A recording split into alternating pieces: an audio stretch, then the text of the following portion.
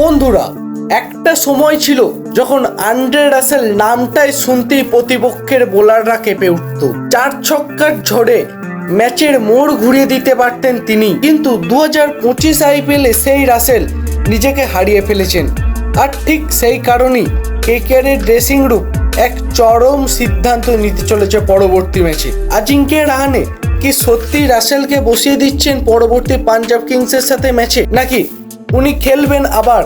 চলুন আজকের ভিডিওটার মাধ্যমে সেইটা সম্পর্কে জানা যাক। আর পরবর্তী ম্যাচে কোন কোন প্লেয়ার প্লেইং 11 থেকে বাদ পড়তে পারে সেটাও দেখে নেওয়া যাক আজকের ভিডিওতে। কিন্তু বন্ধুরা, তার আগে 2025 আইপিএলে তোমার ফেভারিট দল পয়েন্টস টেবিলের কোন পর্যায়ে আছে সেটা অবশ্যই আমাকে কমেন্ট করে জানাতে ভুলো না। তাহলে বন্ধুরা, আজকে ভিডিওটা শুরু করা যাক। কলকাতা নাইট রাইডার্স একটা দল যারা বারবারই ড্রামা, চরম আর আবেগ ভরপুর। এবারের আইপিএলও তার ব্যতিক্রম হলো না। নতুন অধিনায়ক আজিঙ্ক্য রাহানের অধীনে প্রথম ম্যাচেই হার। ইডেন গার্ডেন্সে নিজের ঘরের মাঠে আরসিবির বিরুদ্ধে তারা হেরেছিল, কিন্তু তারপর আজিঙ্ক্য রাহানে, রিঙ্কু সিং, নারিদদের ঝলকে টানা 3টে ম্যাচে দুর্দান্তভাবে জয়লাভ করে।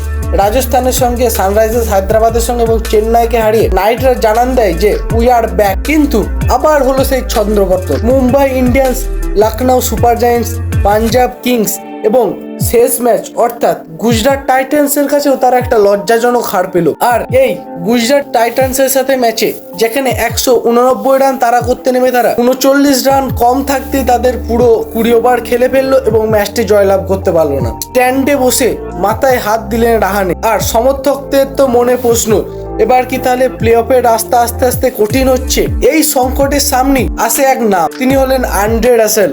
কিন্তু এই নামটা এখন আর আগের মতো ভয় জাগায় না কারুর মনে। এখনো পর্যন্ত কেকেআর 8টি ম্যাচ খেলেছে। 8টি ম্যাচে আন্দ্রে রাসেলের সংগ্রহ 55 রান, যার সর্বোচ্চ রান 15 বলে 21, যেটা আগের ম্যাচেই এসছে।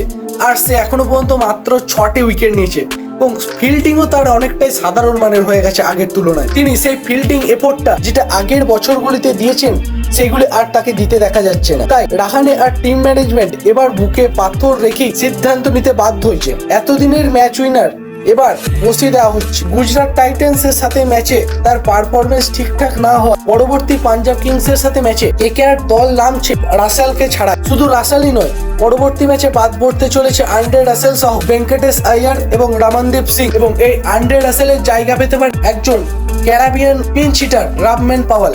আর ভেঙ্কটেশ আয়ারের জায়গায় আসতে পারে মনীষ পান্ডে, যে অনেকটাই অভিজ্ঞ ব্যাটসম্যান এবং তার শর্ট সিলেকশন, ব্যাটিং স্কিলটা অনেকটাই ভেঙ্কটেশ আয়ারের থেকে ভালো।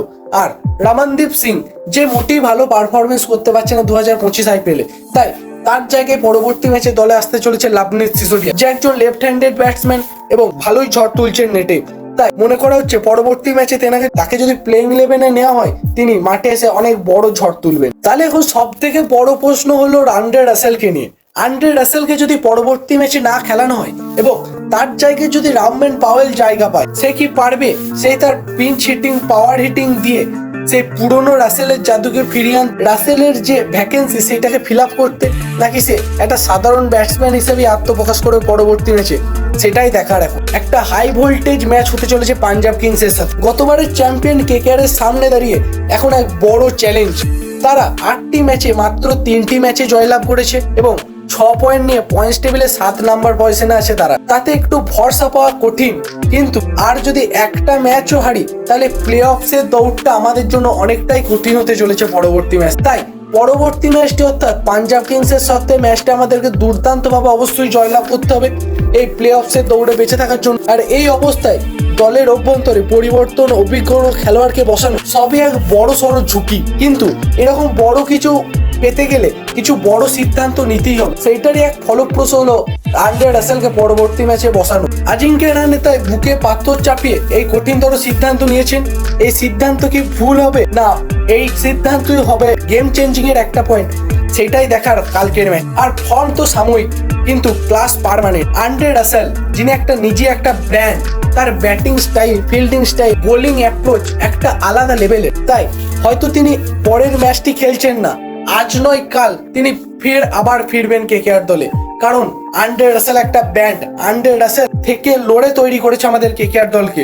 তার খারাপ পারফরমেন্সের জন্য একটা ম্যাচে হয়তো তাকে বসানো হতে পারে, কিন্তু পরবর্তীতে তিনি আবার সুযোগ পাবেন। এখন যেহেতু নাইটদের দরকার জয়, তাই তাদের কোনো বড় নামের উপর জোর না দিয়ে ভালো পারফরমেন্সের উপর জোর দেওয়ার জন্য হয়তো তাকে বসানো হবে পরবর্তী ম্যাচে। আর এখন ইডেন গার্ডেন্সে নাইটদের সামনে টাইটানিক টেস্ট। পাঞ্জাব কিংসকে হারাতে পারা, তাদের ঘুরে দাঁড়ানোর আশা জাগানোর সবকিছুই নির্ভর করছে পাঞ্জাব কিংসকে কিভাবে তারা হারাচ্ছে, কত তাড়াতাড়ি কত মার্জিনে হারাচ্ছে। আর যদি কালকের ম্যাচেও হার হয় তাহলে কেকেআর এর হয়তো 2025 আইপিএল এর প্লে অফসে যাওয়ার স্বপ্নটা অনেকটাই কঠিন হয়ে উঠবে। তাহলে বন্ধুরা, তোমাদের কি মনে হয় পরবর্তী ম্যাচে কেকেআর এর টিম ম্যানেজমেন্ট যে সিদ্ধান্ত নিয়েছে আন্দ্রে রাসেলকে বসানো হবে এবং তার জায়গায় জায়গা পাবে রাবমেন পাওয়াল, ভেঙ্কটেশ আয়ারের জায়গায় আসতে পারে মনীষ পান্ডে এবং রামনদীপ সিং এর জায়গায় আসতে পারে লাভনীত সিসোডিয়া, এই সমস্ত চেঞ্জেস যেগুলো করার সিদ্ধান্ত নিয়েছে আমাদের কেকেআর টিম ম্যানেজমেন্ট, সেইগুলোর সঙ্গে কি তুমি একমত, নাকি তুমি অন্য কোনো চেঞ্জেস চাও, নাকি আগের যে টিম আছে সেই টিমের সঙ্গে পরবর্তী পাঞ্জাব কিংসের সাথে ম্যাচটি খেলতে দেখতে চাও আমাদের কেকেআর দলকে? এ বিষয়ে কি মত তোমাদের অবশ্যই আমাকে কমেন্ট করে জানাও। ভিডিওটি ভালো লেগে থাকলে লাইক করো,